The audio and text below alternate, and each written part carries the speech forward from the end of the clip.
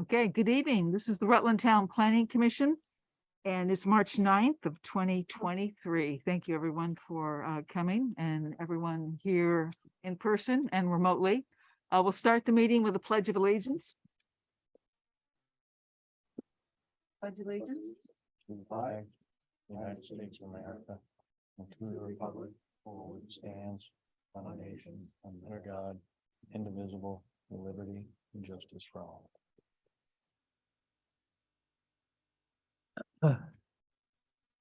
Okay, you should all have the agenda, and I think we want to make a couple of changes to it. We've got at the last minute, the developer out near Holly Lane, who's joining us, Donovan Ward, who'd like to speak to us. Hi, Donovan. Hi, how's it going, everyone? All right, we got to run through a couple more things, then we'll get to you, Donovan. Jim just joined. You did. Okay. Hi, Jim. Where is he? It's connecting. Okay. So is that an addition to the agenda? And also, I forgot that this meeting is right after town meeting day, and I don't know if we want to vote for our officers tonight and add that to the agenda. So it's on the floor for a motion. So under what, new business? Well, Old business. probably, Well, yeah. So, approval of agenda, we can move to amend the agenda there. And Mhm.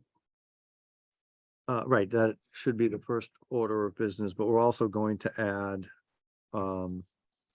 a discussion. Is that under new business or old business for? I would say that would be number one under new business, Donovan. and that's under new business. Yeah.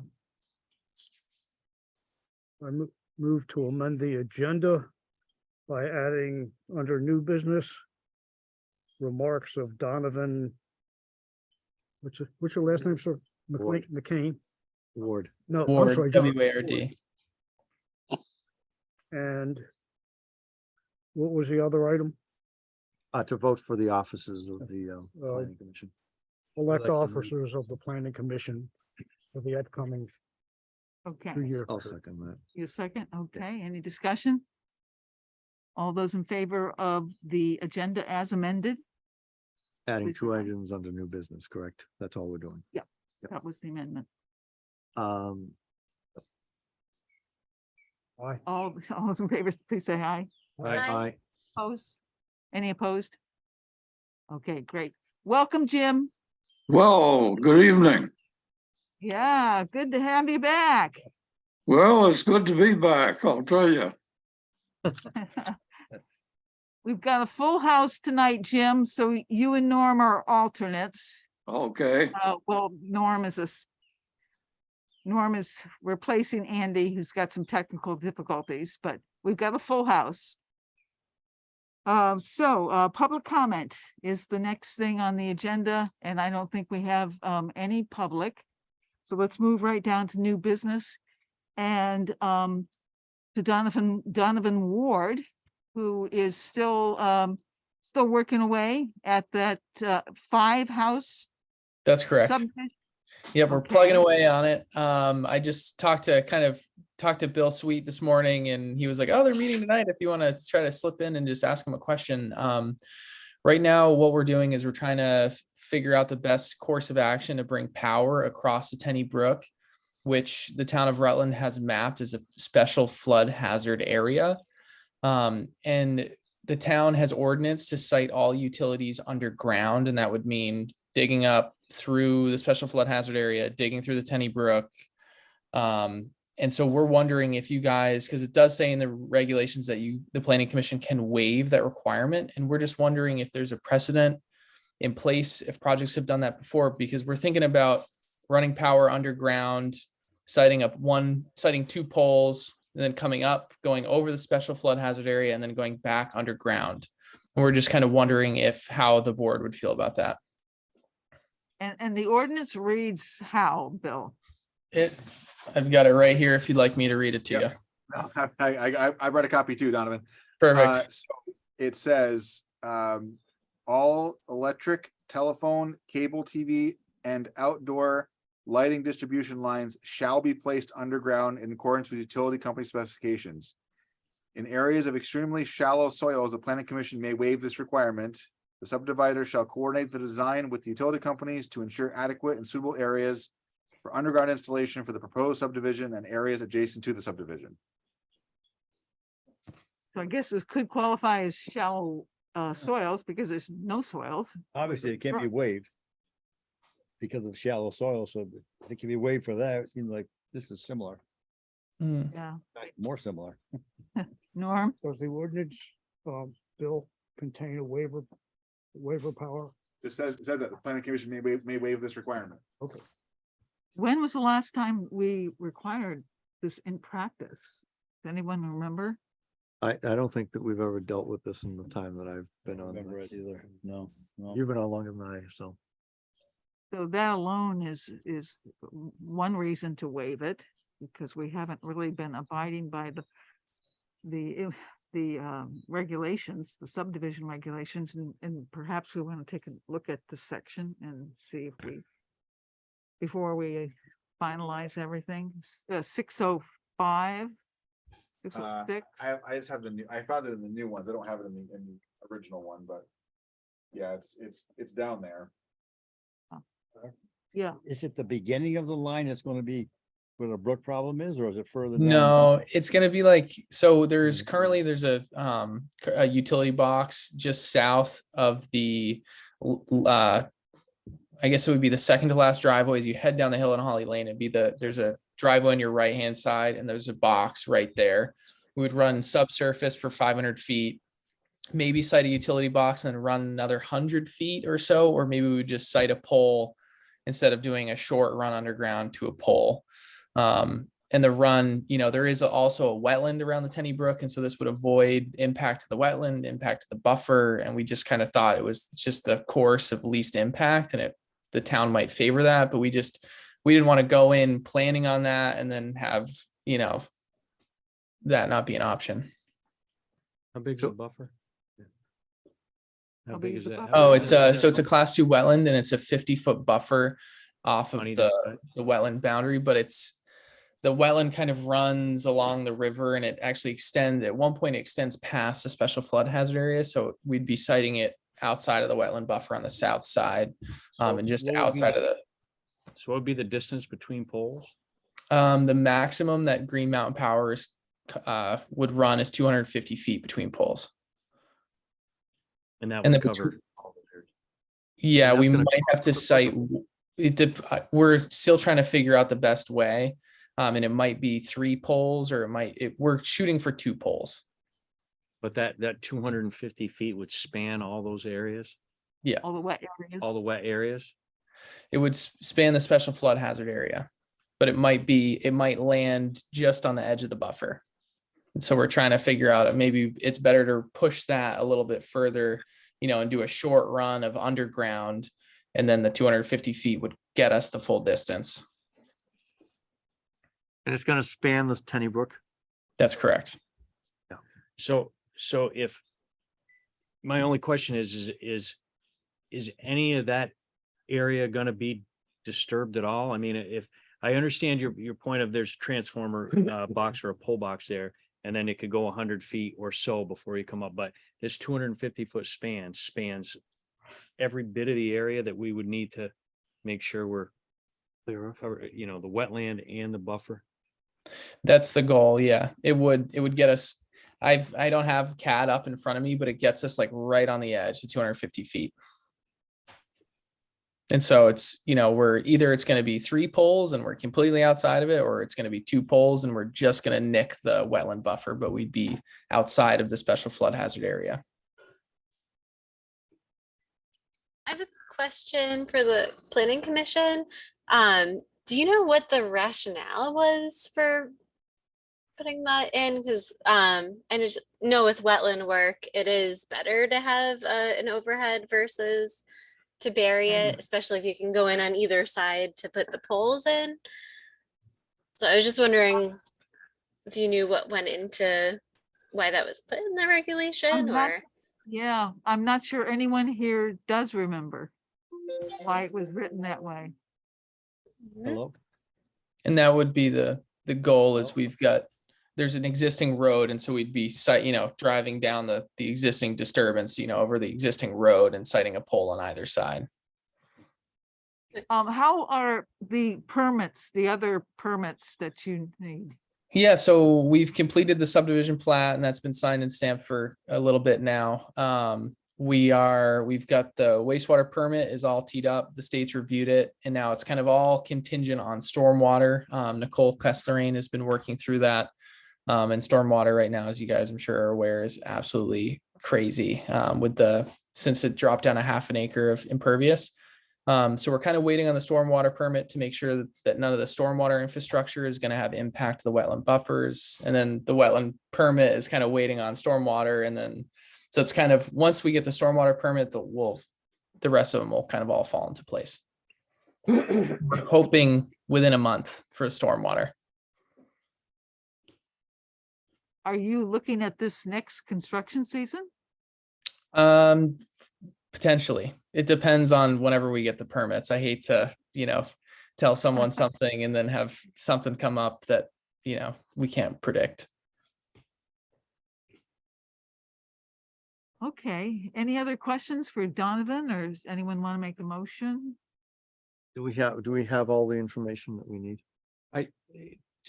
I hate to be kind of do we not need to know where these are gonna be set before we that's agree? kind of a- I think we need to see it before we agree for Yeah, something that we I- can't see. To waive, Absolutely. Yeah. And know that the utility companies have, that it's consistent with Right. their requirements. would it be too difficult to get us a visual of what that would look like? No, Donovan? it would not. And that, I thought I was just coming in here to ask us the question. But I would have sent over some plans.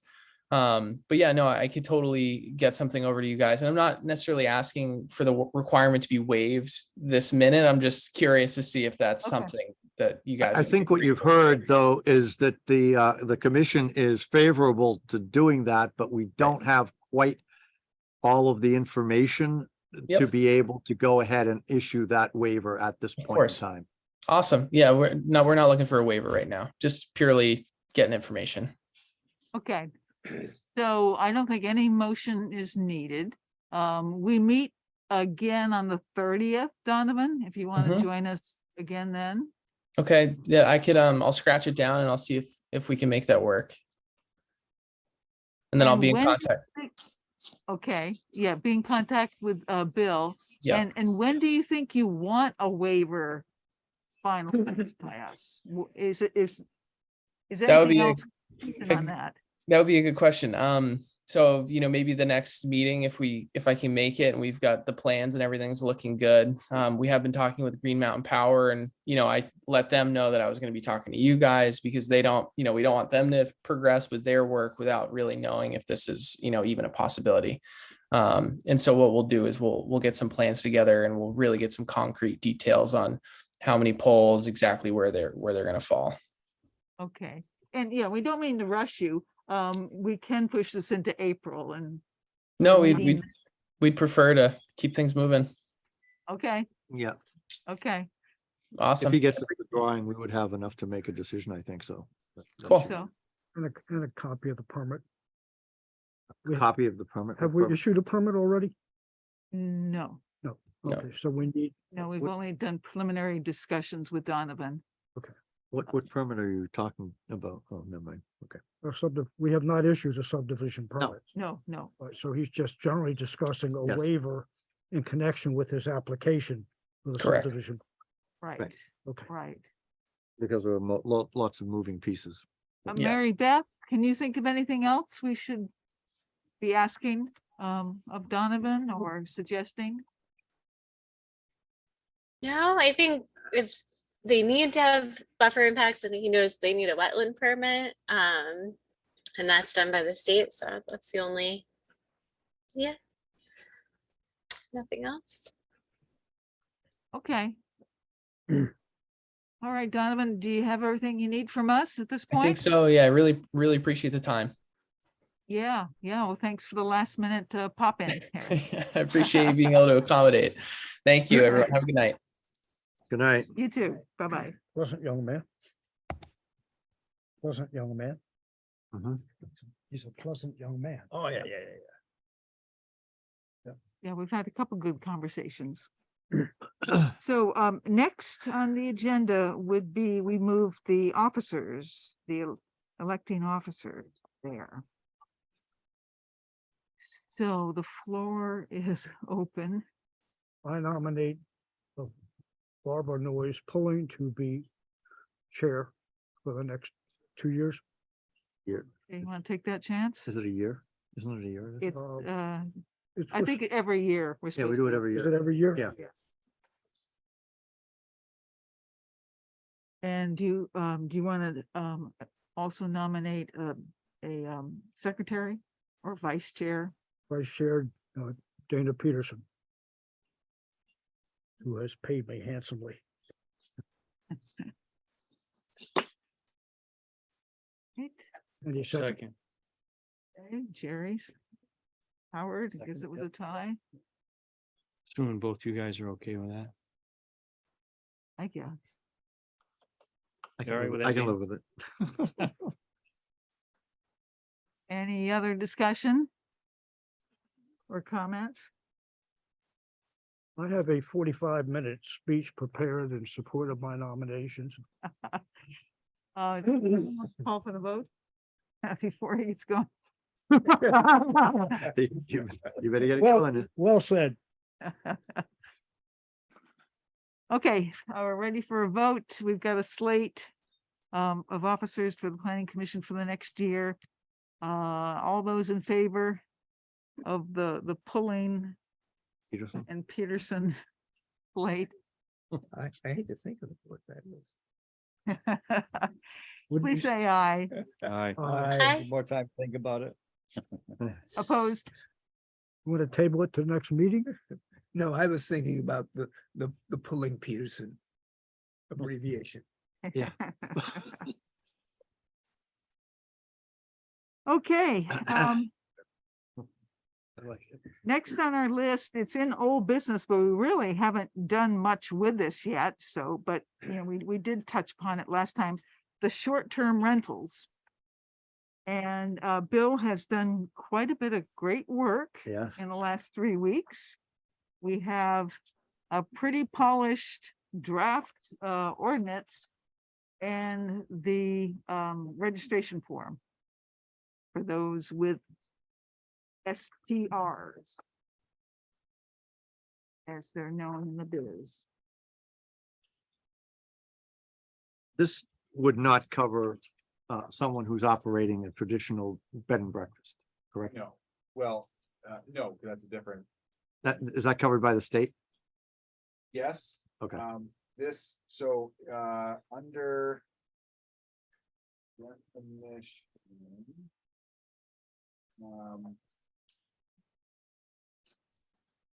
It is defined what a short-term rental would be. Yep, I have some questions about that. I just wanted to make sure that it wasn't. This I wasn't any can't confusion. remember where all my things came from. I think this came from the Woodstock one. Have to look. Is that where the kind of as a whole, or What's that?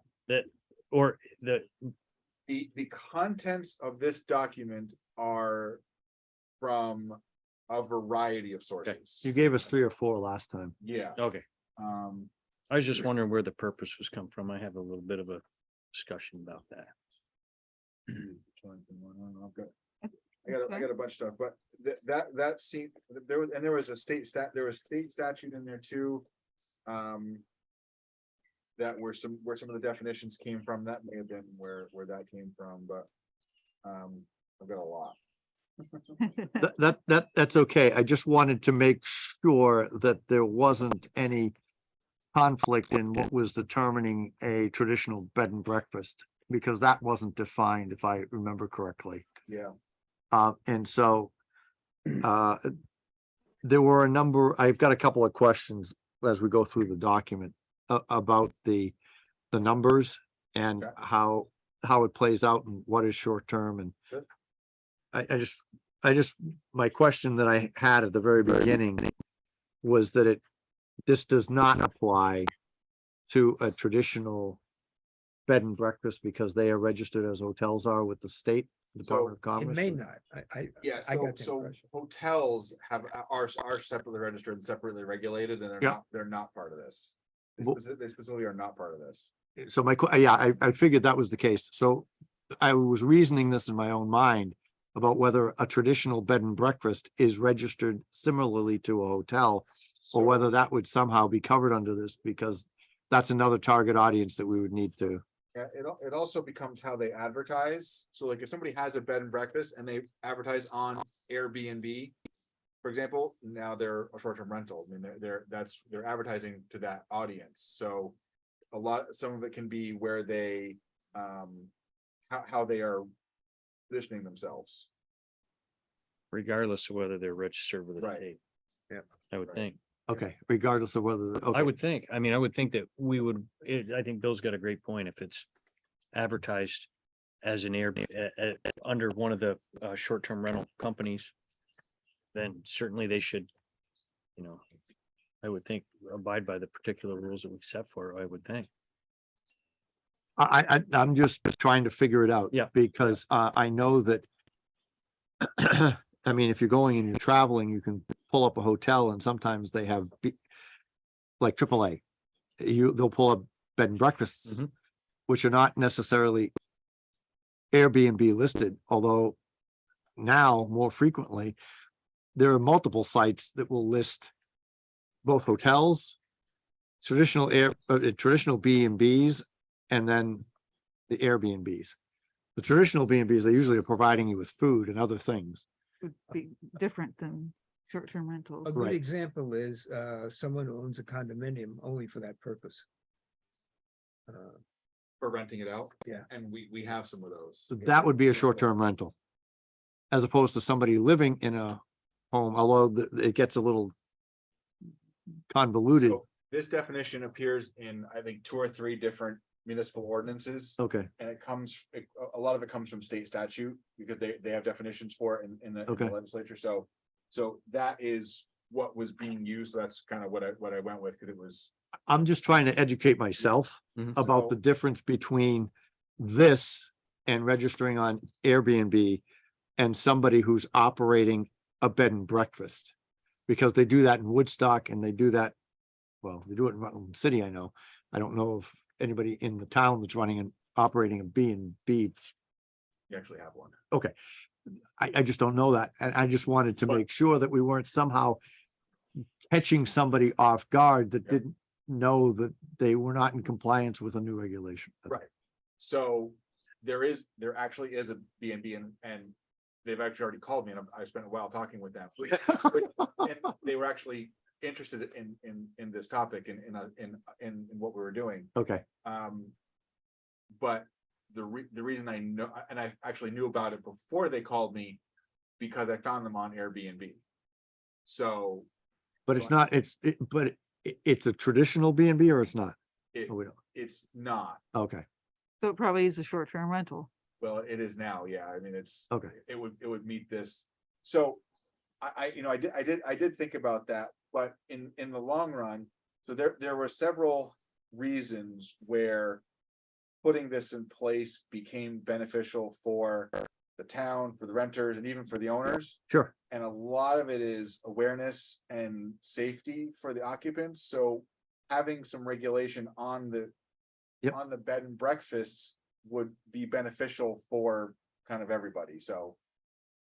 So are we saying that a traditional bed and breakfast would fall under these?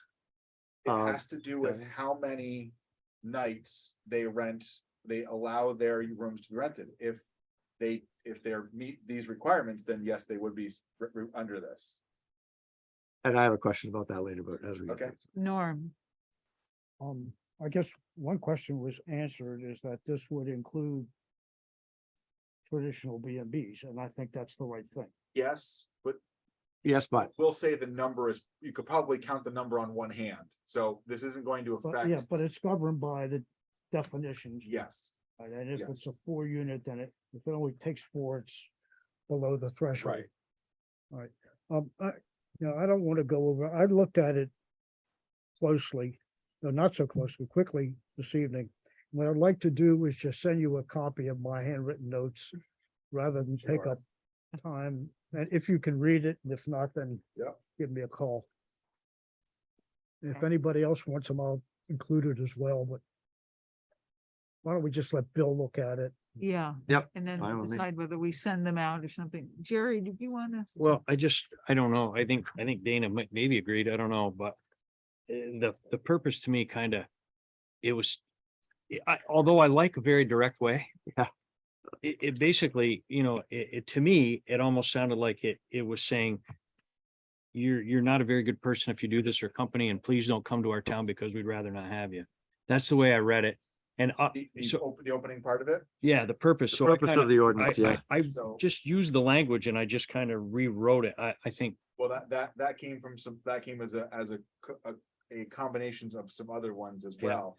And I actually had originally taken that out, and I worked at Bove actually, and I talked about that, and he said it should stay in there. He says, because it tells people why we really want to do this. who said that?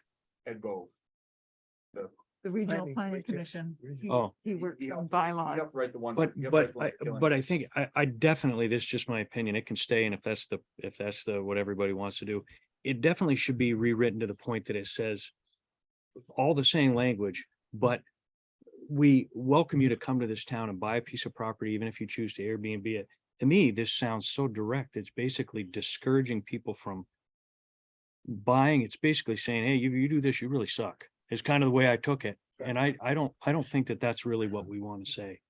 I think you could, I'm gonna agree with you, Jerry. I think that the way it comes across is that we don't want this in the Right, town. and I agree with all the language, but I can just print off or show everybody but I just used almost exactly the same language, but just tweaked it to make it sound like More we're welcome. good with you coming here, but these following things can happen. That's all. I think we don't want those things to happen. Yeah, I'm kind of, So I don't know as I agree with that. I think I think that we have an obligation as a town to welcome anybody that comes here. I think that goes with the whole, like, no matter what we're talking about. But there are a lot of negative things that come as a result of the Airbnb process. And I think we would prefer not to have it. I'm just my. Yeah, and I respect your opinion, but I really disagree. I mean, I think we we certainly want to have a little more control over Yes. what's going on in the Well, I'm marketplace. absolutely good with. And I think that one major thing in here that I noticed is there's a thing that says the Vermont Department of Fire Safety Yep. or Public Safety may need to. It absolutely is hands down has to. That I am absolutely 100% positive of. If there is a short-term rental in your home, in a two-family, in a single family, it does not matter. They need to be inspected by them. They cannot be rented unless they're inspected by them. So that's a big change. And with that comes a lot of safety and clarity and but I just think that they're here and they're not going to go away. And I think that regulating them is big, but I just don't think that in fact, I think there was a piece of property sold recently that I'm aware of, and probably Bill is as well. And it's a big, nice, beautiful house. And this person bought it solely with the purpose of Airbnb in it. Oh, we have several. Yeah, several. I'm sure of that. I- I just know, I just talking to one particular one.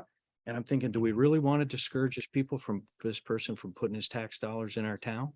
If it's regulated, I don't, No, but do we want to have some say on whether we can safely, respond to a fire? well, I'm absolutely for all that. I'm just saying that this purpose sounds like we're saying we don't want these. And I understand that there may be that opinion too. I get it, but I'm all for regulating them. I'm all for doing all the things that Bill has put some work into to start to guideline this, but I just don't think we should Okay. discourage it.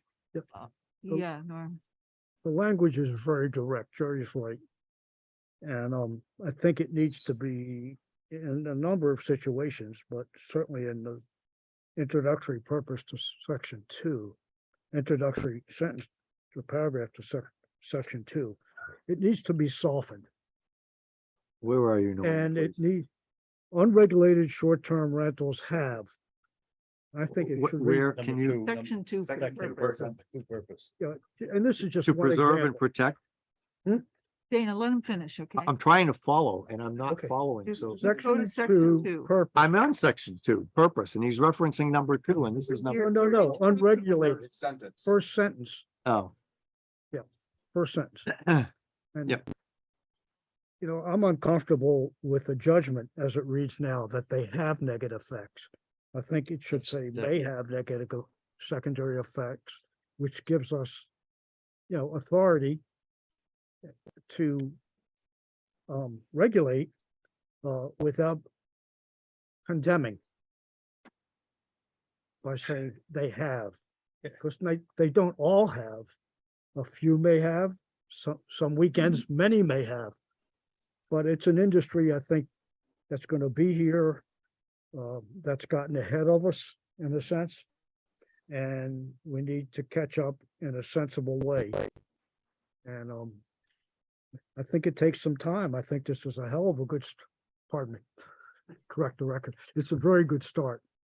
It really is. And I think we can tweak it. Jerry's done some stuff. I'm not gonna go into all my word picking. But I'll certainly visit with Bill about it. Okay, well, we weren't really, we weren't given the assignment to actually come up with this. Bill went straight to the select board. And they liked the idea, and yeah, I just asked if we could, you know, have a meeting or two, we could look at it. And maybe start the public meeting process with it. But try to keep the process going. That I think the select board is in favor of, because Bill and I think members of the select board would like to get this enacted this year before. Before the fourth quarter. For sure. So if there's things, some language we want to change, like, do we want to add may have negative secondary effects? That's fine. Like I you know, a lot, because a lot of this was taking it from other towns that says, hey, this works well, and some of these towns that have pretty successful programs, this is what they're using. So I don't disagree that it probably could use some polishing, but there was a lot of cutting and pasting from different ones to Sure. put this together. So Well, I assume that's where it came from. I mean, I Yeah, knew that's where. it yeah, came from. and I think that one might have been Woodstock. They were a little Yeah. harsh on other ones, so I didn't use some of theirs, but I was, you know, trying to find a purpose that kind of gave the overall purpose that we do, why we're doing this, what we want to avoid. So if we want to change it, I'm fine with that. Like I don't, it's not gonna, changing the language and the purpose is not going to change what we're doing. Right. No, but May just make it sound a little nicer. well, yeah, along with yeah, that's, well, I won't even, that's, I guess.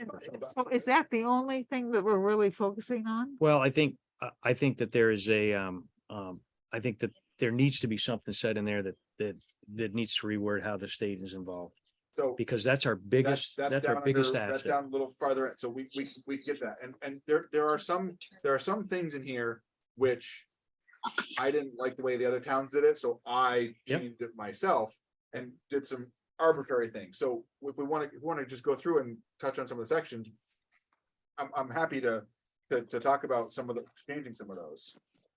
So, okay, so we got the purpose.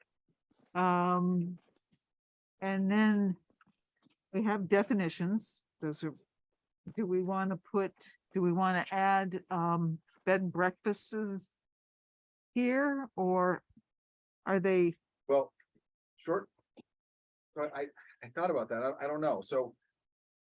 It defines what a short-term rental is, and if a bed and breakfast is operating under the number of consecutive days and calendars per hour, Right. that's what they are. They're still a short-term rental, even though somebody could say they're a whatever they can say whatever they are, and private motel, and they're still gonna be a short-term rental. So, you know, I don't know if we want to say that. If we need to say it includes bed and breakfast. I know what you Yeah. mean about wanting to make sure, but Because all hotels basically are short-term rentals. Right, but because of because of their commercial capacity, they are regulated differently. So we don't have to they don't have to do this. And that was my question about a traditional bread and breakfast where you have multiple rooms and it's like a hotel, functioning like a hotel where you have a bathroom, you may actually have a a bedroom. And then there's a common area where you are provided breakfast. I just wanted to know whether they were going to fall into this, and it sounds like they are. It- So that just is just Yeah, it's a communication tool. Yep. That's what I'm Okay. trying to say. Norm? I think this needs some work.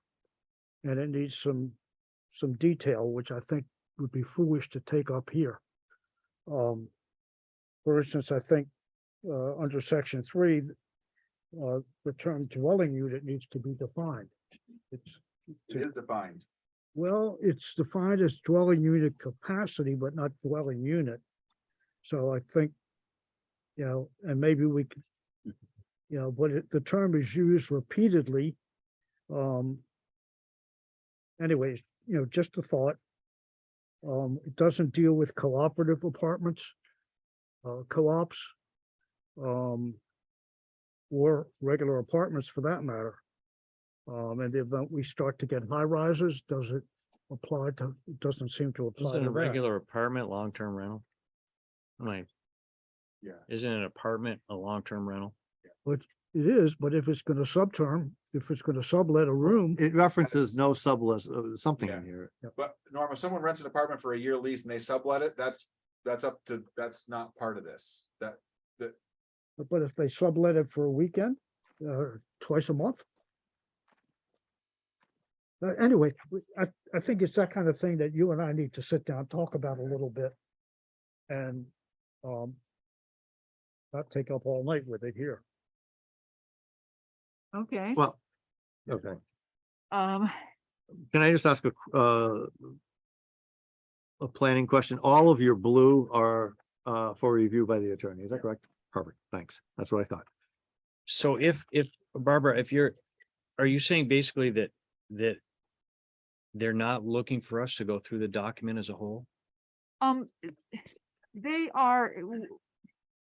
they've asked us to review it.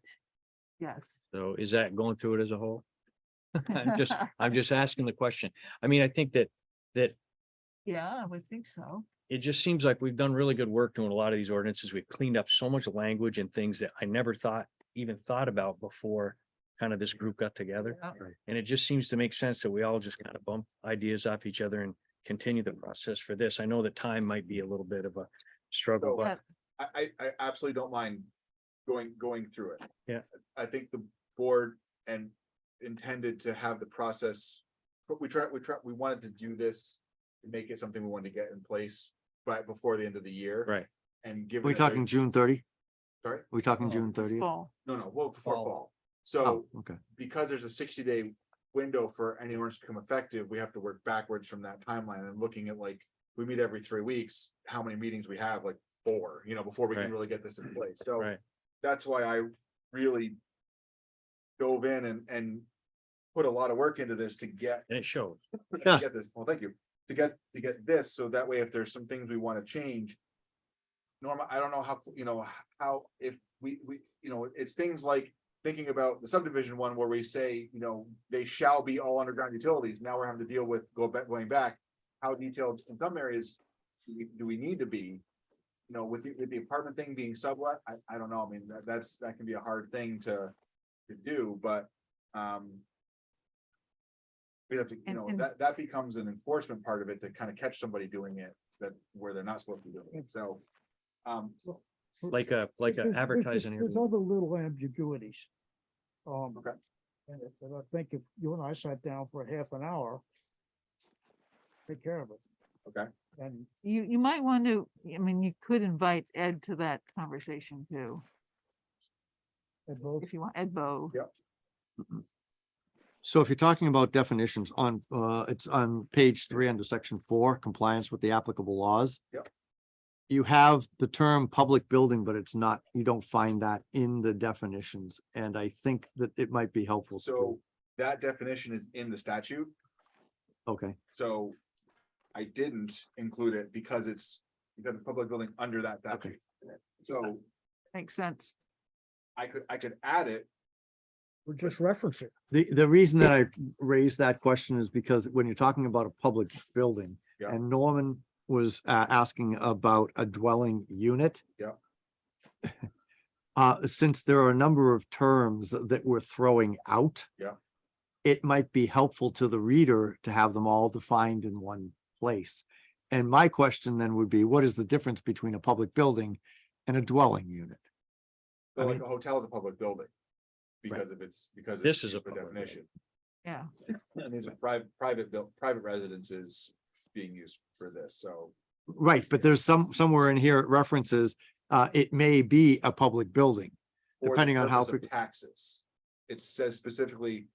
For it, so yes, it does. Under short-term rental, it says a short-term rental constitutes a hotel. Well, it talks about the same thing. May qualify the building as a public building subject to the jurisdiction of the Division of Fire Safety. A short-term rental constitutes a hotel for the purposes of state and meals tax. So it's saying a public building for the purpose of the fire safety gets jurisdiction to inspect it. That's why they're saying a short-term rental is for the purposes of fire and safety is a public building. So it gives them jurisdiction to do the inspection. Understood. But you've got the term public building there, and if you're looking at the definition section, I think it would be beneficial Sure. to just carry that over so that people know what they're referring to. I'll add it, no problem. Seems like we could, in the period of time we need to accomplish this to the best that we possibly can, using all this stuff as guidelines and maybe, Yeah. maybe even almost word for word. Because I think this is gonna be a learning curve the first year. So Oh, I it agree. may have to be gone completely through to really tweak it. I think it's gonna be pretty interesting job for whoever's job it's gonna be. Well, yeah, Oh, come now. Who do you think? Yeah, I know who it is, Bill. I figured as much. I didn't want to say it and freak you out. So, okay, we'd also like, I talked to the select board about doing a meeting at this level, in front of us, just to start getting the word out. Maybe one or two people will attend, maybe, maybe not, but So I'm gonna put the articles for the circle are due April 1st, which is a Saturday, so it's probably not gonna be April 1st, but I'm gonna pretty much make my article that time about this. mhm, So to say that this is coming and there will be a meeting about it at a planning commission meeting, so pay attention to the agendas. yeah, oh, should we set a date tonight? So I sent it to Kevin 3 weeks ago, and I haven't even gotten an acknowledgement that he has it. So it'd be great, love to. Can't say for sure we're gonna have it back, Yeah, we'll have it back in time. I mainly, I wanted him mainly for the statutory references to make sure that we're covered under those. Yep. But, I mean, we could say, we could say April 20th, what's happening on April 20th? that's our, we're A saying, public meeting. yeah, just throwing Yeah, the date out just- there to have to advertise a public meeting about the ordinance. Invite people in to ask questions. Just that it's happening, Yes. not that we have, Information. that we're drafting one, and this is Yes. why, and this right, is. it's what we're- informational, Yes. not an approval or a presentation. None of the, right. No, that's Come- the come select take a look at board's it. duty. And Yep. Yep. So this is a great example of what it happens all the time with the state and kind of the job I do. So the state statute, it says in section 4, a public building under 10 VSA and may be subject to the authority of the state of Vermont.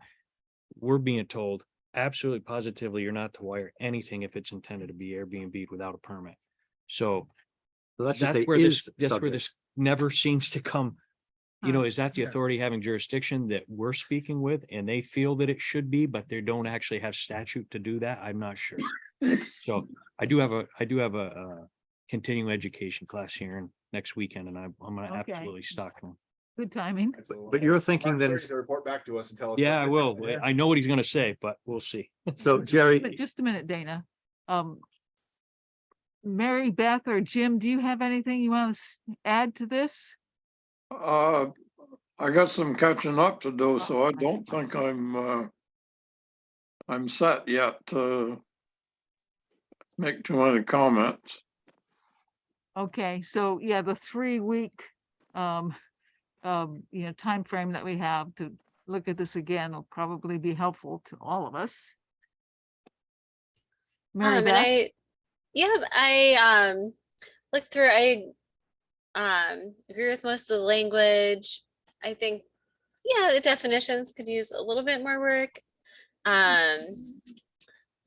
Or just have more of them. But overall, I thought it made sense and looks good. Yep, okay, Dana?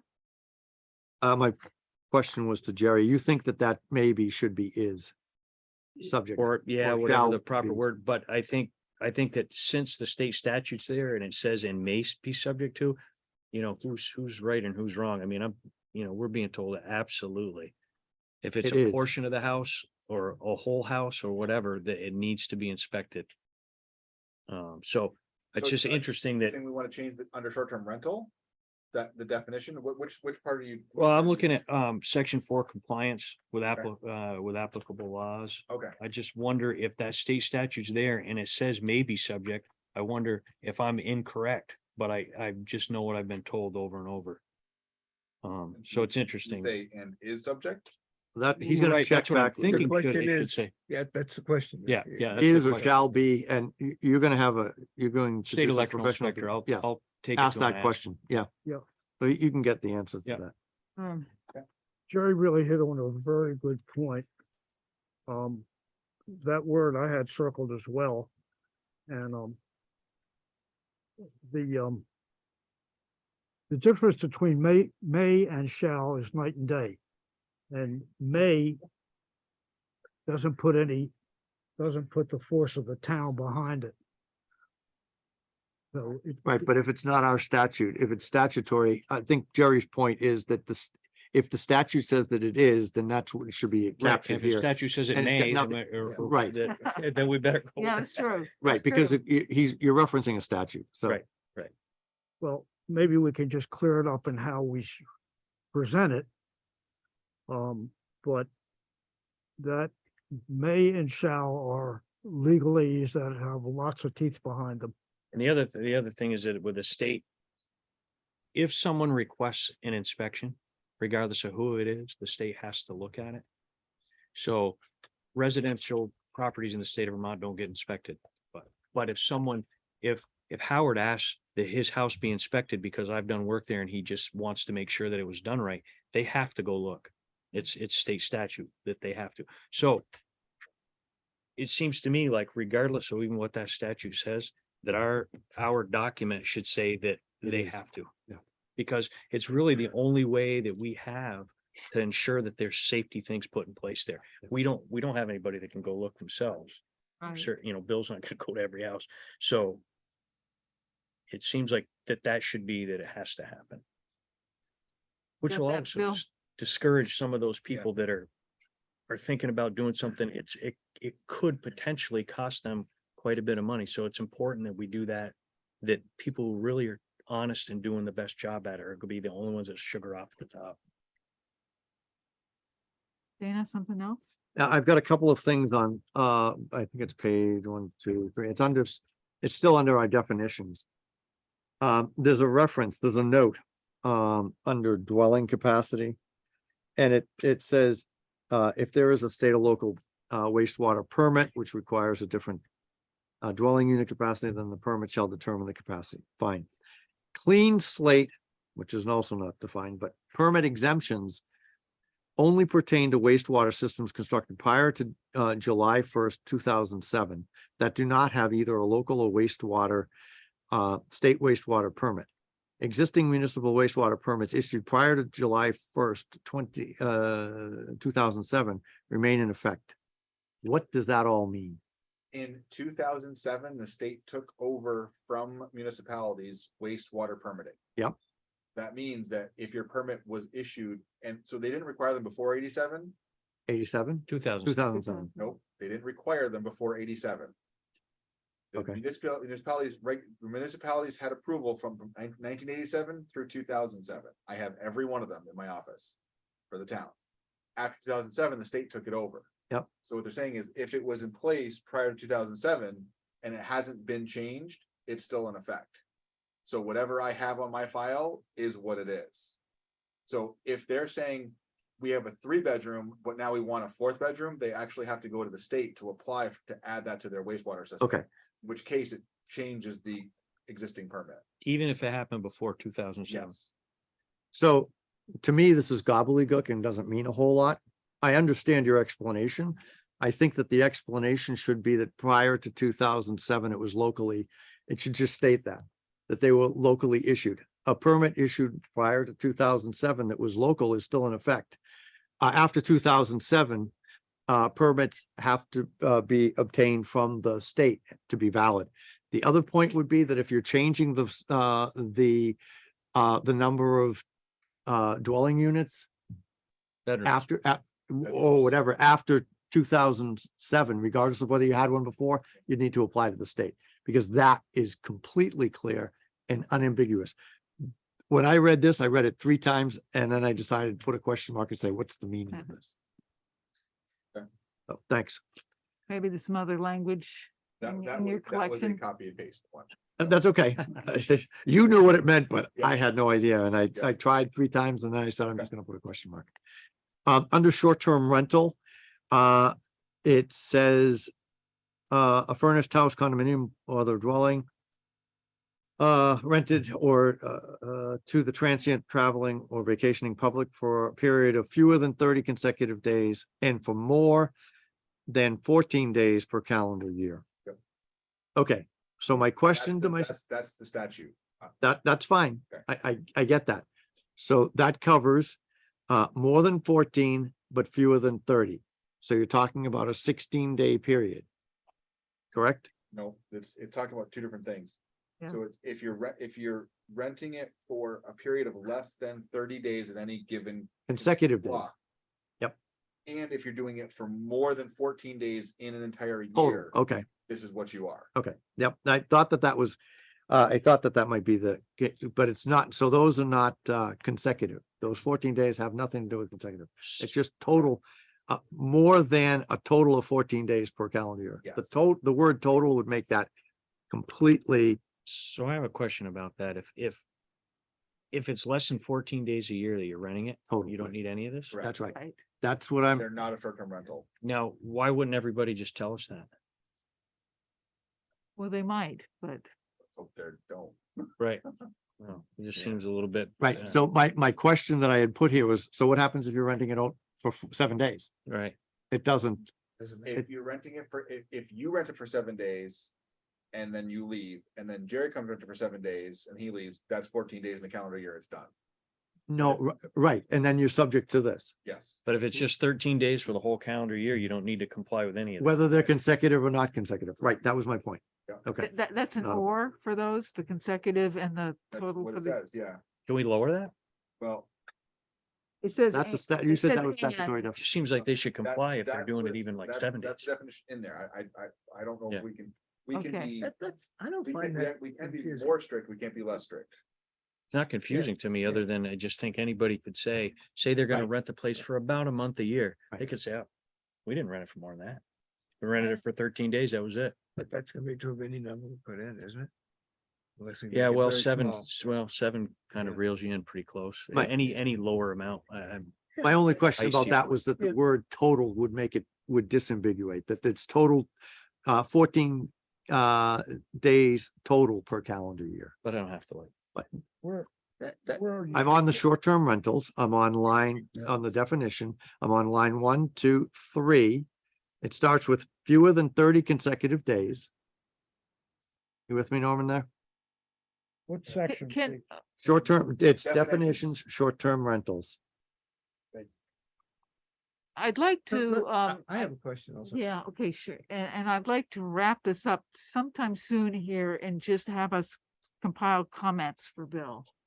Well, I was gonna say something similar to that, because we haven't gone through the thing at a higher level, and we're right down in the weeds, Yeah, and there may be things that we want to say in a different way, and then we worry more about the specifics of words. I would think so. If we plan to, if we plan to go through this again as a group. Yep. I'd like to Next do time. that before we start rewording and dotting i's and crossing t's. I just made an observation like Jerry and others have made about the clarification of a sentence. I'm just asking for whether that putting one word in would be amenable to the group in terms of helping to make it unambiguous, as Okay. opposed to 30 consecutive days, and then it says 14 days, which could lead the reader to believe that it's 14 consecutive days.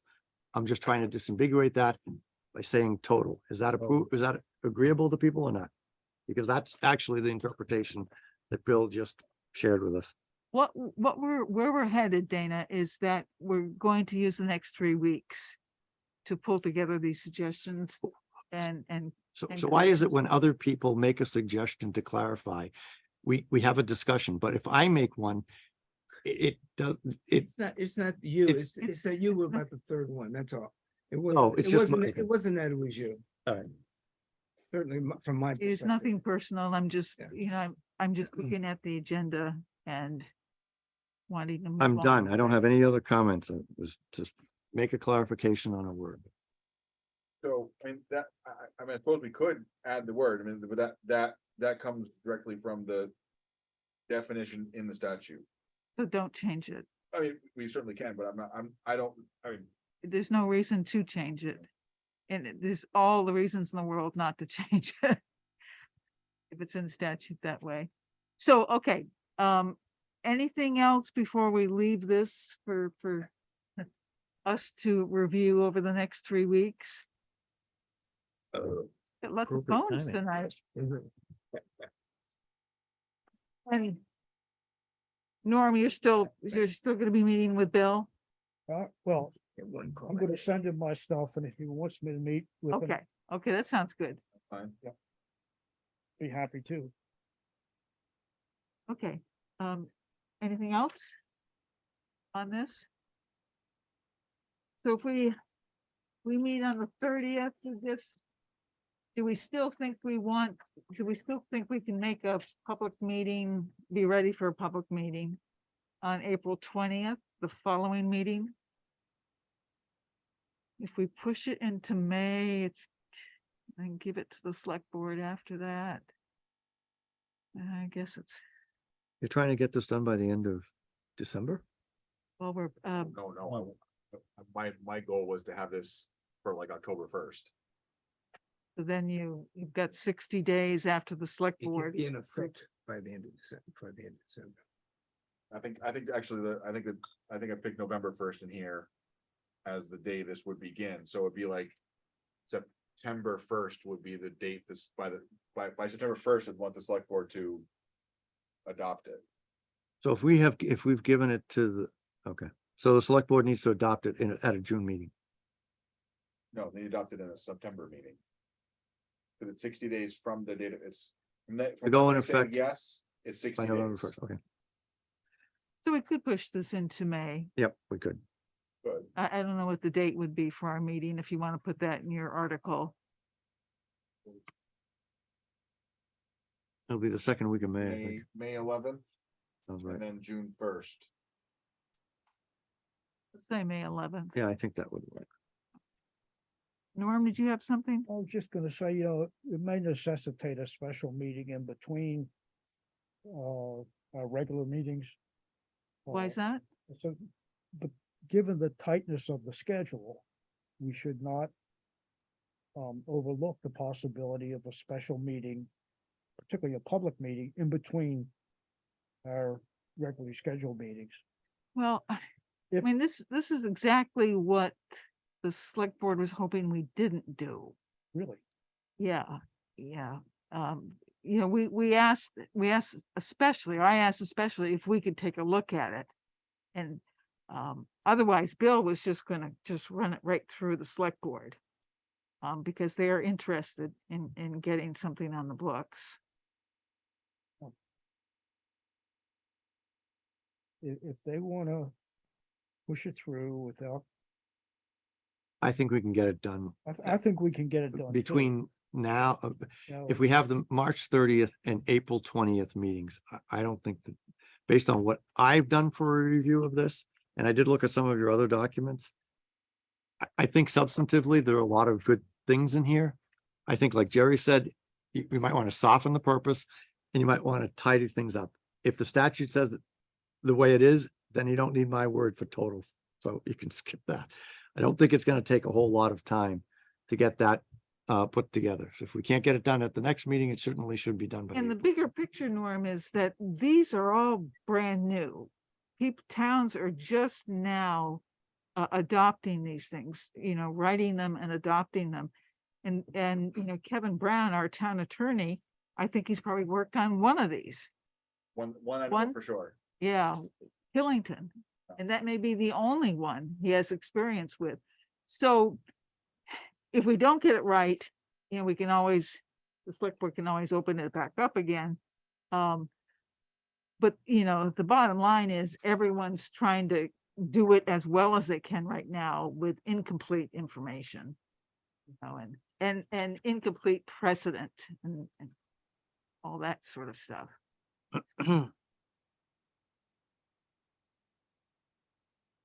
So what is our plan? As far as this, as a group, are we gonna review this again Yes, at a subsequent meeting? yeah, on the On the 30th. 30th. And if we need to push that into April. Want to send me some notes, like say, hey, here's something that needs to be changed.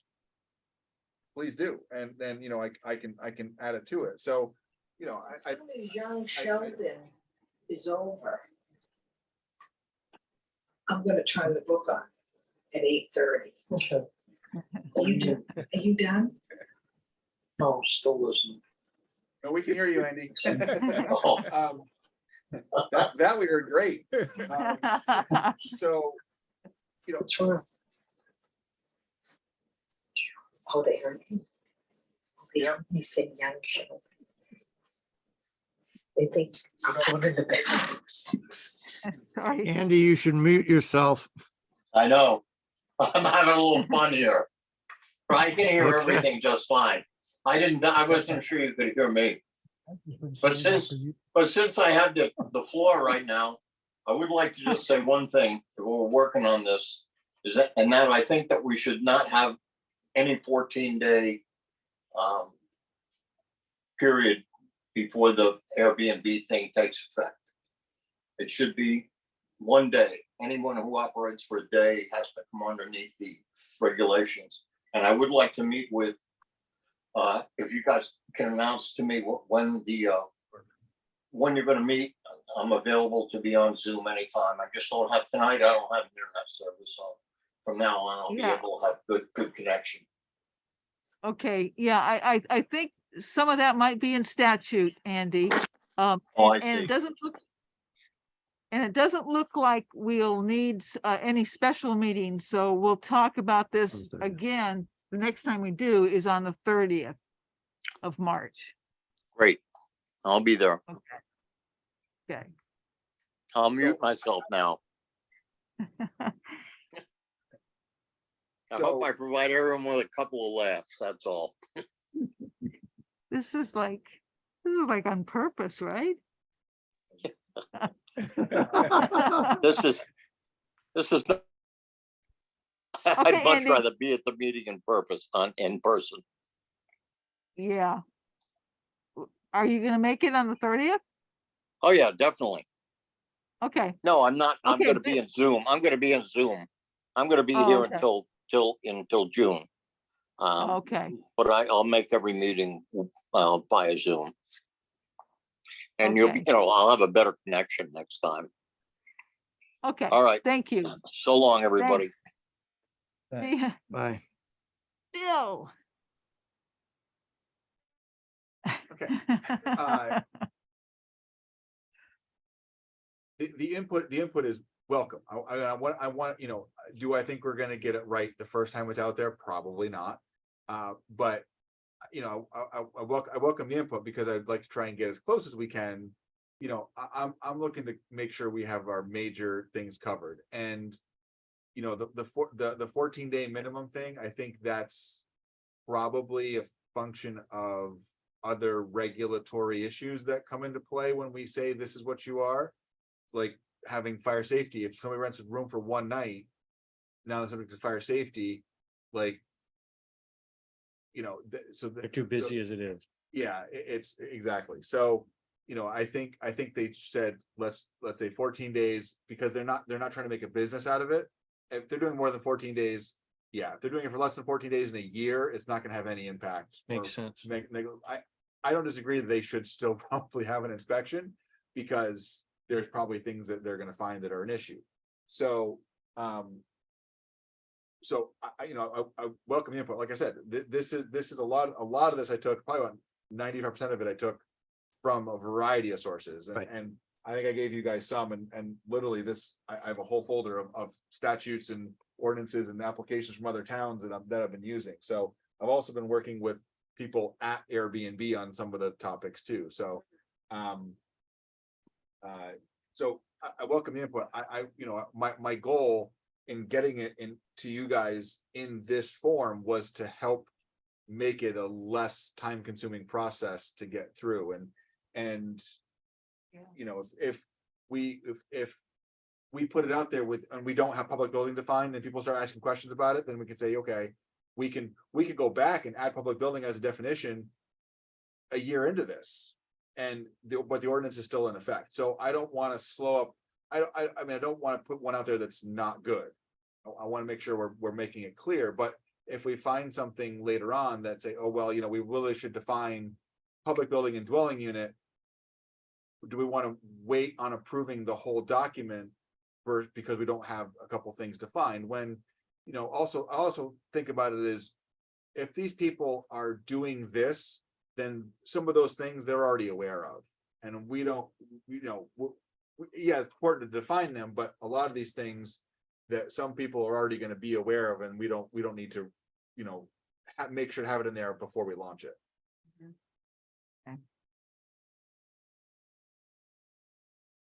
Okay. Any other comments? Before we move, Norm? I think what we have to keep in mind is that any piece of legislation is really only as good as the fair notice it gives to the people regulated, to the businesses regulated. And if we're ambiguous, if we're using permissive instead of required verbiage, that may not be the fair notice that they're entitled to. So I think we have to be careful, just as Jerry did at the beginning of this, with how it's worded. I know it's a pain in the tail sometimes, and it's too lawyer-esque and it's too picky, but if it's going to hold up, we have to be fair to the people who are regulated. And I think we can do that. I think this really is a very good start, and I just think it needs some massaging. Okay. And you are to be commended for putting it together so quickly. It That's really for is. sure. So, and I understand the giving people the notice, which is why, like, I put as of November 1st. So we're not saying like as of May 1st, this is going to affect. So that's why I want to get it out there so people have the time to get things in line before it actually takes effect. So there's different timelines we're kind of working with here. So I agree. So I want to get the information out there so the people that are affected by this have the time to make sure they're ready to go. Because we don't want to discourage people from doing this. I mean, if people are, because the other side of this is they're contributing, and that's what we're trying to make sure also is they're contributing to our local option tax. And that's very important to the town. So the more of these we get on the books, and when they're all lined up, then that's beneficial to the town that way as well. So it's making sure that everybody is on the same level. Well, you're also taking application fees, which could be up to $1,000 per year for, Could be. a 5-bedroom and Could the be. application fee of, what is it, $500? No, it's not that much. No, it wasn't that much. I play around that. That's an arbitrary number. So that we can negotiate. We can talk about that one, but I forget what it was, but Well, it's 100 per bedroom, which if Yeah. you have a 5 bedroom, that's 500, right? Yes. Okay. It wouldn't be 1,000. It's, I think I put $100 plus a hundred for each bedroom. Sorry, Yeah. I was confusing it with some penalties. Yeah. Never mind. There's the penalties were could get up there, and those were per day, but that's, We'll talk about that next time. yeah. They make a very big income on this. Yeah. $1,000 and. That's why I didn't really feel bad about it. No, my point to Norman's was that in addition to the 1% option tax, we would be getting considerable income from those being registered Yep. with us. So that's all. That was very clear. Okay. All right. Thank you, everybody. I think we should move on. So take a look at the ordinance and also take a look at the registration form. Want to give that a look over before the next meeting? And let's move to the very familiar permit tracking ordinance. And Bill, the copy we sent out to everyone still has what we wanted to change, what we decided to change in our last meeting in section 3 with the animals. I thought I'd taken it out. You may have sent us an old version Under building, right? under, building. Okay. So it's used for the shelter or enclosure of persons, equipment, or personal property. Yeah, That's what it will read. yeah. That was what our motion was. Right, So take out animals. yes. Sorry, I thought I'd sent. I got a lot of versions of that. Of this thing Yeah, going. it may be just, yeah. So whatever we send the Oh, yeah, so- select board, yeah. that's it, is taking out the word animals. What section is this in again? It's page Three. 1, Three Section definitions, three. section 3. Section 3. definitions, buildings. Removing the word animals. We discussed this last time and. Right. It's in it's in the minutes. Yeah, it is. I made the motion. I thought I sent out a copy that I put it in red. I have one of the words in red, so I don't know if that came through or not like that, but like I've got a lot. Well, I think once you do that, we're ready to Yeah. send this back over to the select board and Yeah. see what they want to do with it. Then we should be finished with that. Is there anything new, Dana, on the subdivision ordinance? No, Bill and I were supposed to get together last time and for some reason I missed his invitation to do a couple of meeting times, and then I sent out what I had for availability, but we weren't able to connect, so. I responded back. Oh, you did? I did When? today. Oh. I wasn't here yesterday. Yesterday's my birthday. I was No, that's okay. Happy I- belated birthday. I didn't see it. I didn't see it today, but today was not the day that I had available anyway, so. So maybe we can connect next week. I have Tuesday and we can compare calendars at the end if you want, Bill. And we're down to just reorganizing it, or relabeling. The next time you things. get a version, it should be, the only thing that we should be looking at is what is going to the attorney for review. Yeah, and everything else should be, all the sections should be, Everything that's been Sequential taken and- out, right? And think Bill will have, I think it may be beneficial to send out 2 versions. Here's the original version with everything. We have all the edits, all the things highlighted, and then here is a version of what it will look like in the future if we adopt it. well, yeah, that would well, be. an here's the version that's going to Kevin or Sorry, to yes. somebody. We Yes. haven't decided. This is our sending version. This is our sending version, right? That would be an eye opener for Yeah, I sure. think it will. Norm? Yeah, I'm kind of embarrassed to say this, and I hope it doesn't upset anybody. But in section 4, permit required, Which ordinance are we talking about, Norm? Permit tracking? permit tracking. Okay. I think it's incomplete, and I have some suggested language. Okay, Norm, Too can late? you have this conversation with Dana Me? offline? On the permit tracking? I don't know. We're on the permit tracking? Yeah. Yeah. That's got nothing to do with me. Okay, we've, It may, I'm embarrassed because it's pretty final. Okay, what do you got? In line 3, section 4, permit required, line 3, Line 54, line 55, line 56. 56. Okay. It says as well as an enlargement or addition that presently says that increases the footprint of an existing structure. Yeah. And I suggest that says that increases the footprint, the number of bedrooms or living space. We can't- can't, we couldn't do bedrooms. That's. This is correct. Yeah, the bedroom thing we had to take, there was. I think we even had it in there Yeah. at one point. Yeah. And we had Took to it out. take it out. Yeah. Why was that? Because it Because- gets into zoning. Right. And we can't do it. Well, It doesn't. Yeah, there was, Says, well, it says here at the bottom, 61, an informational permit is required for the alteration of existing buildings or structure, must be structure as plural, that results in an increase in the number of bedrooms. And I was just suggesting move it up into that other section. That, and eliminate this other sentence. And I apologize, I didn't pick it up. Well, Well, the thing of it is, you could make another bedroom within an existing structure too. Right. I understand that. But we're talking about houses.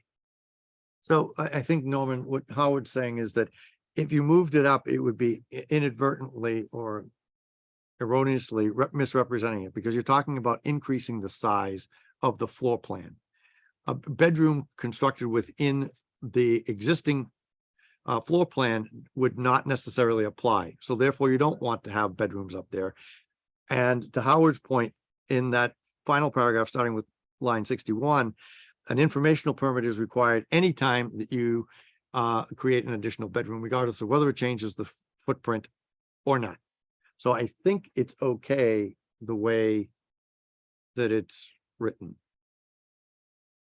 And Let me process this for a minute, if I may. Sure. I seem to remember the same exact conversation. Yeah. I know, and Mary Ashcroft has read this whole thing over, and her one comment was that we can't regulate the Bedrooms. number of animals. Well, No animals. we already had taken that out to fix that one. Right. And that's why I made the motion last time to take out animals, but that's on the previous page. I don't.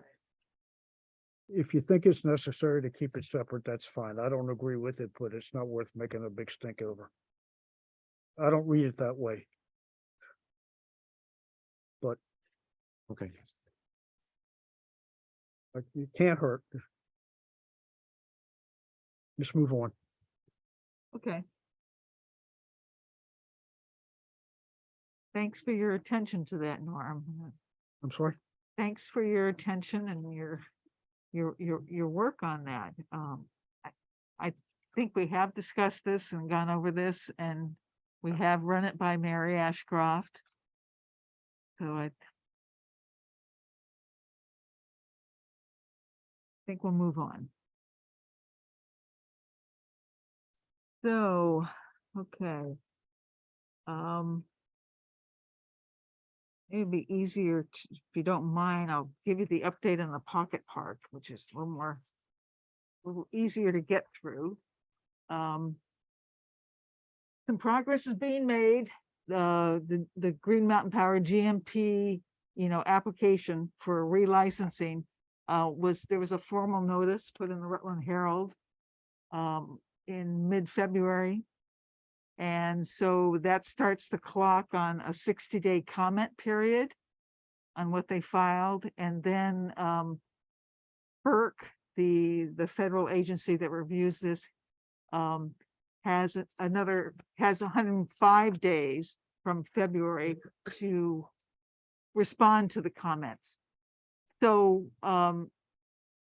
another interpretation of that is that the comments are due in April, and FERC does its reply comments in June or by June. So that's moving, that's progress. There is this interesting part in what they put in their official notice. One of the last things they were going back and forth on was whatever happened to that park that I think it was Vermont Marble was planning for that area. And that the town of Rutland shut down, said they weren't interested. This is FERC asking GMP. Like, are you sure the town is interested now? So, so that was part of, the response in December, going back and forth, one of the last back and forths that they had, that yes, the town, the GMP is not going to be developing that as a park. They're going to be they're going to do some sort of a transfer to the town to get that done. So the town can develop recreation facilities in the same location. So it's kind of weird that I don't know anything about the history. It looked like it went back. I saw one map of the proposed park in the 60s or 70s. I think I remember some talk about that way back when, and it, yeah. Yeah, it's only just, place. it's just kind of funny that a federal agency was like, That far back. yeah, but it was in their last license, I guess. So that it was going to happen. What does FERC actually stand for? Federal Energy Regulatory Commission, I believe. So so hydropower would fall under there. That canoe access still in this thing is a plan to be part of it, that What kind of access? the access, the canoe or whatever it's gonna be. Oh, Boat launch. yeah, Yeah. We're not at that point. The select board's not at that point to decide what is in and what isn't. I think their priorities right now is to see this license through and to get that memorandum of understanding with GMP done. And that's not even the formal transfer. That's just like, we agree to do this as a town, and we as GMP agree to do this, and we're moving forward, developing this park, and is where we're headed. And then there's also the cultural assessment that needs to be done, the archaeological work that GMP has told FERC is going to be done.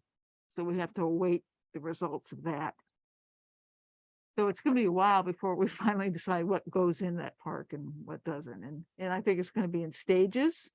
So it may be easier to make comments about, what does end up going in there. What's Yeah. safe and what's not safe. I've heard so much about the safety of that. That's been my concern about Yeah. the liability of us, of putting something in where something could go wrong. Right. So, yeah, I mean, I think there's pretty good consensus on having trails and picnic areas and some overlooks. But some of these other, extra parking. Some of these other things I think can still be discussed, definitely. So that's the pocket park. Any questions on that?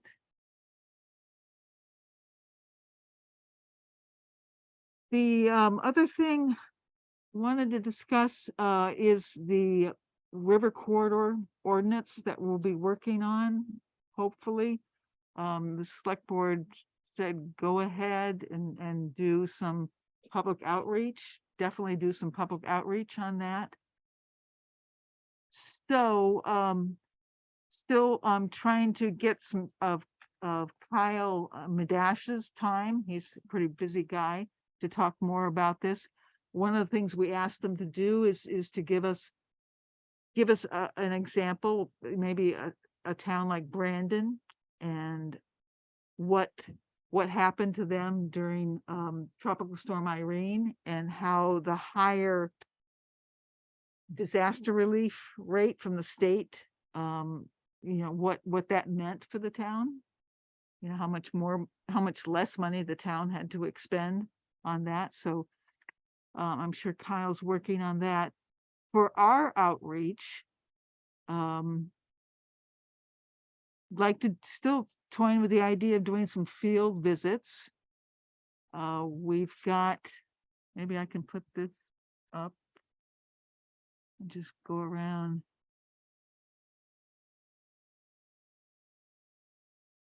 Yes. Okay. Do I have, yeah, there we go. So we've got the northeastern part, so, the pink is the river corridor. And, most of the hash marks are, special flood hazard area, with the darker purple, it's the actual floodway.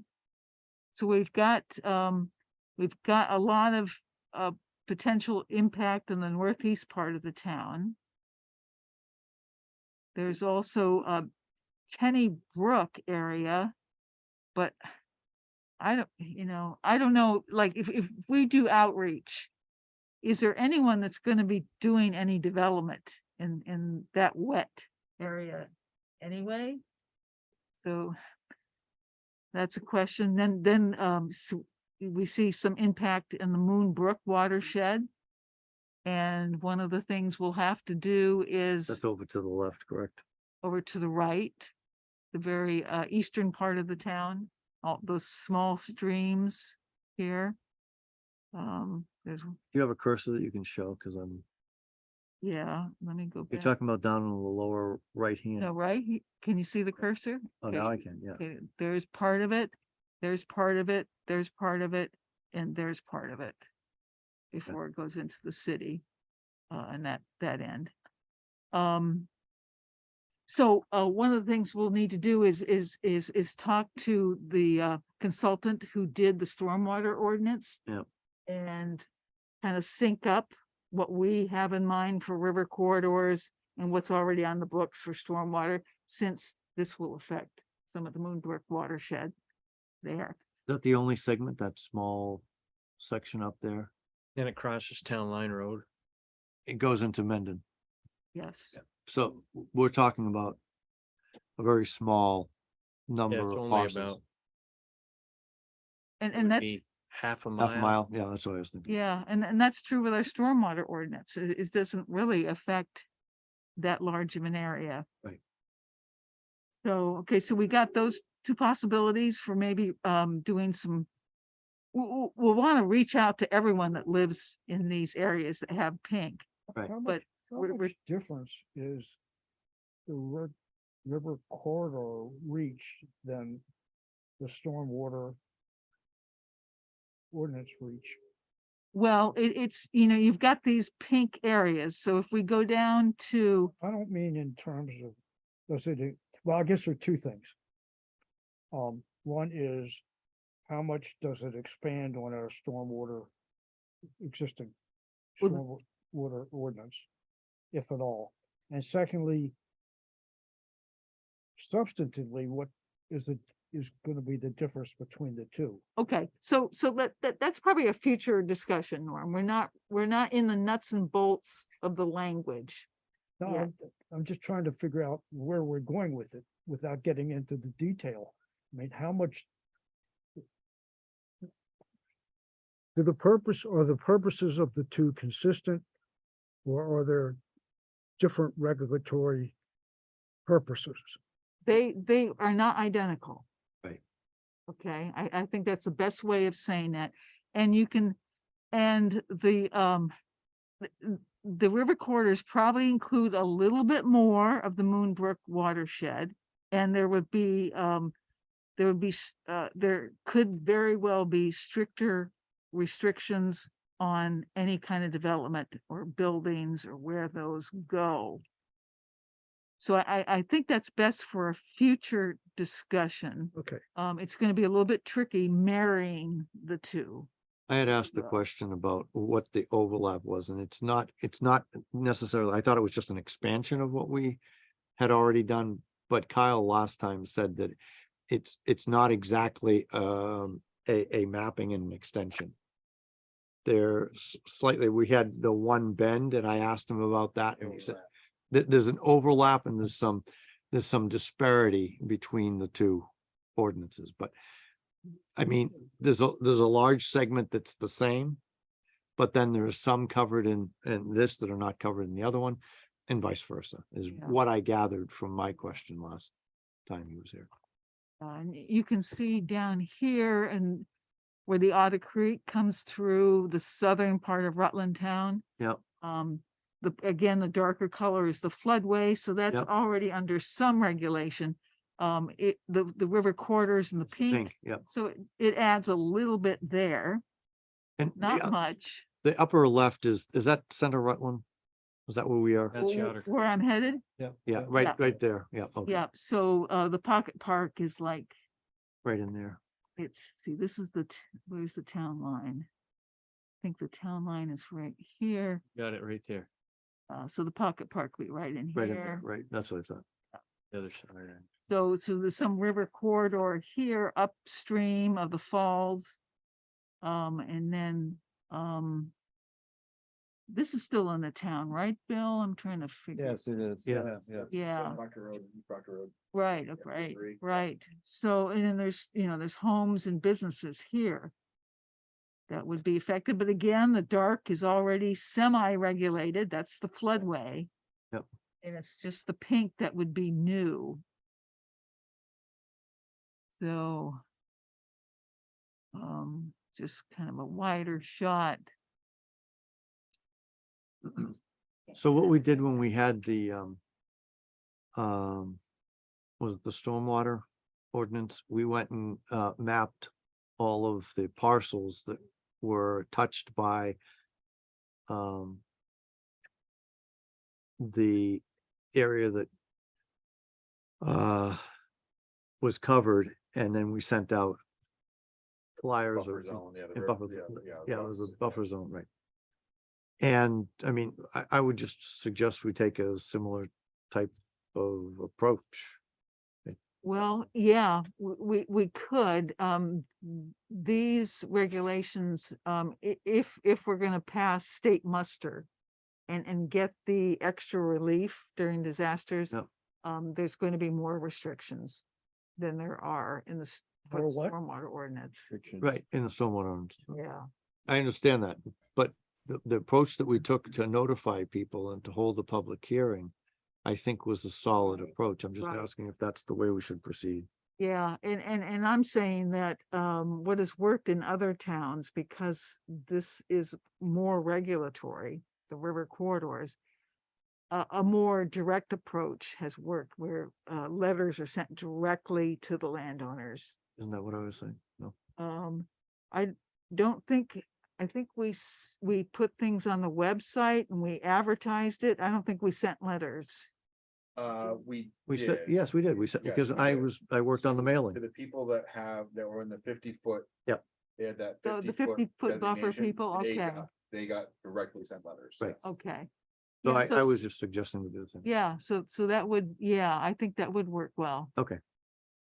And then on top of that, I'm thinking maybe inviting those same people and maybe a larger audience to walk some of these areas and see what a river corridor looks like on the ground.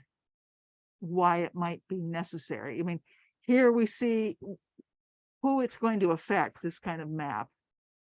But maybe a site visit, walking the area, you could see, oh, that's where the erosion could occur and, and just make problems.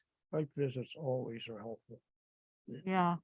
Yeah, I'm a big fan of them too. So we can set site visits for our schedule because it's gonna be lighter earlier as we get further into the spring. And we could have part of our meeting or entire meeting there, and then just invite the neighbors to join us at a specific point and specific time. Yeah. Yeah, so when is that time gonna be this year, do you think? Anytime after March 21st, probably. Yeah. I mean, if you take 4 sections, north, east, south, west, we could do it in 4 meetings. Depends on when you want to get it done, but, Well, yeah, I mean, or people, you just want to do one. as yeah, an like, example. I was thinking of like one evening or something like that and hit a couple areas so that the people we grab, we're gonna keep instead of having multiple meetings and they start dropping off. And I think Kyle can help us a lot with what we say, what the message is out there on the ground. Where are the greatest number of affected property owners? Well, I think, over here, this part of town, Where are you with your cursor? I don't see it. well, in Center Rutland, I Okay, think yeah. this area, Yep. there's quite a few. I mean, there's some businesses and that always makes it a little more complicated. And I think, East Creek, which is, from the northeastern corner. Yep. All the way down this way. Is that something we could do in a single meeting? We're not walking the whole corridor. What I'd have Kyle help us do is like pick an area along Each of East those, Creek right? or Otter Creek. Right. And show us how a river corridor would actually, help with the flooding there. You know, a good spot to do that would be by the polo field. Yeah. Yeah, We could all park there. Yep. Yep. You can all walk out. It's an easy accessibility to the river. And it would be easy for him to say, this is Yeah. the next so step. we could in invite life." anybody from all over town that would be Yeah, affected. and there's just to plenty see of that. parking there, so we could, That's a great idea. When there's not a soccer game. Where is the polo field? polo Oh. field's over by, East Proctor Road. No, East. Below Hathaway's Farm. That's the Yeah. way it's. Hathaway's, yeah. On East East Pittsburgh, yeah. Proctor. yeah, It's the soccer Pittsburgh field. Yeah. right across from there. Did they ever play polo there? I know where it is. They used to. It did, I mean, Who did? Oh, I seem to remember. Before Hathaway's. Yeah, that would be an excellent place. And, maybe, like starting at our fire station over here. And, Fire station's another spot that would work.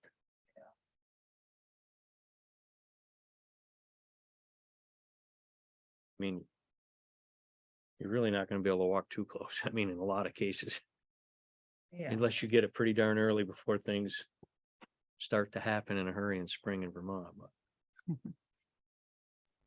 yeah. Hey so- guys, can I? Yeah.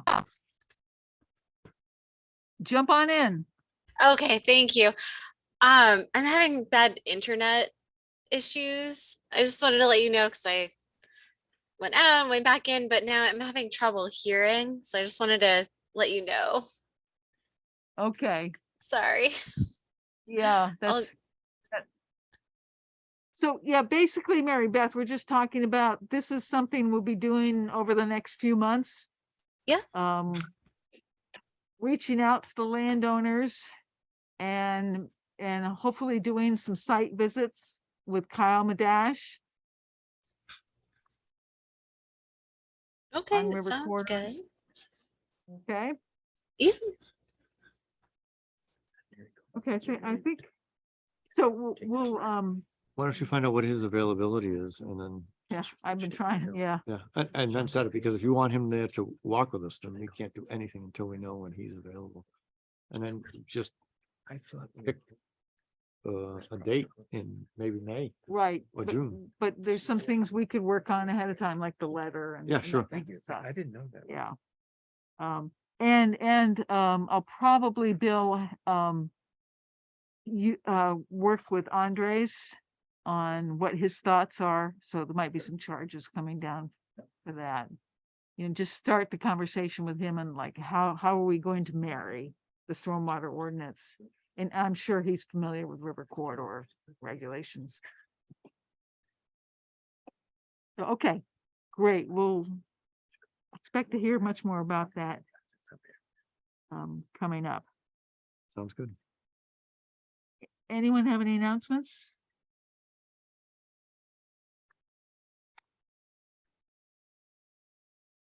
Okay, let's look at the minutes for the 16th. Motion to approve the minutes of February 16th. Oh, excuse me. Sorry. Can we go back to announcements? Because, we've got 4 members. We need to take care of a little bit of business is, in announcements, but I think it's appropriate. We've got 4 members whose terms are running out. right now. And they are Sherman, Howard, Andy, and Jerry. So Bill and I are thinking of going to the select board next Tuesday and letting them know whether we've got any openings or if we're all set. Everyone's gonna remain in place. So again, Sherman, Howard, Andy, and Jerry. Andy left and He did, but he was saying he's gonna be at the next meeting, so I think he's intending on staying. say, yeah. I haven't heard otherwise from him, so yeah. So Sherman, you want to stay on? I guess I'll just, Yes. okay. And Jerry? Yes. Great. Howard? Sure. Okay. All right. That makes that real easy. Now we can get to the minutes. Sorry, Dana. That's okay.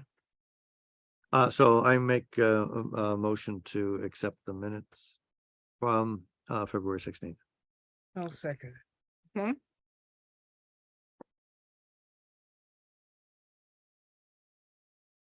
See that new business number 2, Bill? Giving you a hard time. No, it's the animal thing and permit track. The draft word's not in there, so it's okay. Norm, you got anything for the minutes? Somehow I don't have them. They were great. There you go. They were- So they were I, Done the I- best I've seen. pretty I'm to the I'm point. going to not offer any comments tonight. And I hope All right, the shock doesn't set in. we'll excuse you. Somehow I didn't put it in here with everything else. Okay, well, we've got a motion and a second. All those in favor of the minutes? Aye. Aye. Opposed? Hi. Clear. Another unanimous, okay. Mary Beth, did you say something? You did. acknowledge. Is it aye? Oh, sorry. I didn't hear that. Okay, anything else? All right, Motion to adjourn. okay, Second. second, okay, Thanks. we're adjourned. Thank you very much.